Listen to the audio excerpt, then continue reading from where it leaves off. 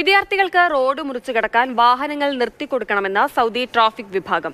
നിയമം അനുസരിക്കാത്ത ഡ്രൈവർമാർ കടുത്ത നടപടി നേരിടേണ്ടി വരും. പ്രധാനമായും സ്കൂളുകൾക്കടുത്ത് വിദ്യാർത്ഥികൾക്ക് റോഡ് മുറിച്ചു കടക്കാൻ പരിഗണന നൽകണം.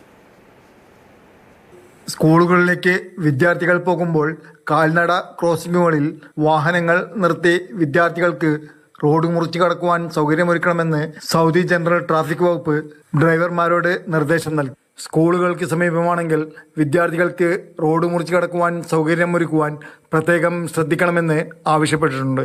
വിദ്യാർത്ഥികൾ റോഡ് മുറിച്ചു കടക്കുമ്പോൾ വാഹനങ്ങൾ നിർത്താതിരിക്കുന്നത് വൻ സുരക്ഷാ ഭീഷണിയാണെന്നും ഗുരുതരമായ നിയമലംഘനമായി ഇത് കണക്കാക്കുമെന്ന് സൗദി ട്രാഫിക് വിഭാഗം മുന്നറിയിപ്പ് നൽകി. വിദ്യാർത്ഥികൾ സുരക്ഷിതമായി റോഡ് മുറിച്ചു കടക്കും വരെ ഡ്രൈവർമാർ പൂർണ്ണമായും ക്ഷമയോടെ വാഹനങ്ങൾ നിർത്തി കാത്തിരിക്കണമെന്ന് ട്രാഫിക് വിഭാഗം ആവശ്യപ്പെട്ടു. അനുസരിക്കാത്ത ഡ്രൈവർമാർ പിഴ അടക്കമുള്ള കടുത്ത ശിക്ഷാ നടപടികൾക്ക് വിധേയരാകേണ്ടി വരും. Mathrubhumi news, Jeddah.